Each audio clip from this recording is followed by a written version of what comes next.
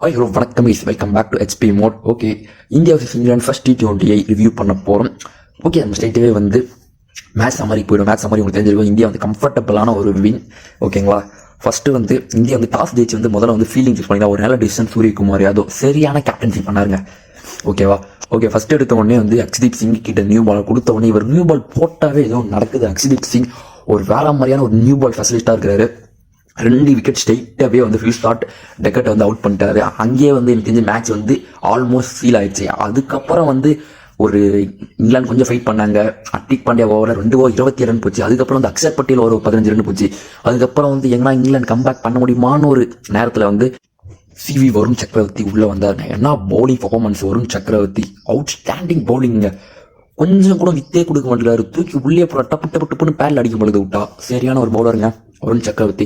அதுக்கப்புறம் வந்து அக்ஷர் பட்டேல் ஓவர் என்னதான் ரன் போச்சுனாலும் அவர் வந்து கண்ட்ரோல் பண்ணி போட்டாருங்க. அதுதான் அக்ஷர் பட்டேலோட எபிலிட்டி. அதுக்கப்புறம் ஹர்திக் பாண்டியா ஓவர் 27 ரன் போச்சுனா 2 ஓவர். அதுக்கப்புறம் 2 ஓவரில் மேக்கப் பண்ணி அவரோட பவுலிங் பார்த்தோம். இங்கிலாந்து வந்து எப்படியோ வந்து 132 ரன்ஸ் அடிச்சாங்க. அதுக்கப்புறம் வந்து இந்தியா வந்து பேட்டிங் வந்தாங்க. எப்பா என்ன பேட்டிங்க இந்தியா! ஃபர்ஸ்ட் எடுத்தோடனே ஜோப்ரா ஆர்ச்சர் ஒரு வேற இல்லாத ஒரு ஓவர் போட்டாது. ஒரே ஒரு ரன் மட்டும் தான் கொடுத்தாது. அதுக்கப்புறம் வந்து சஞ்சு சாம்சன் ஆடினார் பாருங்க, ஒரு நாக்கு சும்மா தட்டினாருங்க. தட்டத்துலலாம் 4-4 சரியான ஒரு பேட்டிங் சஞ்சு சாம்சன். அவரோட வேலையை வந்து கச்சிதமாக முடிச்சுட்டு அதுக்கப்புறம் அவுட் ஆயிட்டாரு. ஒரு ஜோப்ராஜ் ஒரு நல்ல பால் அவுட் ஆயிட்டாரு. அது பிரச்சனையே இல்லை. அதுக்கப்புறம் வந்து அபிஷேக் சர்மா வந்தாருங்க. அபிஷேக் சர்மா வந்து the way you are batting outstanding, very positive intent. ஜோப்ராஜோட ஒரு ஃபர்ஸ்ட் பால் அவுட் ஆனால் பரவாயில்ல அப்படின்ட்டு முதல் பாலே இறங்கி பாருங்க. இருந்தாலும் பால் அது விட்டாலும் அந்த கான்ஃபிடென்ட் தெரியுதுங்க. ஓகே, இந்தியா வந்து கம்ஃபர்டபுளான ஒரு வின் பண்ணிட்டாங்க.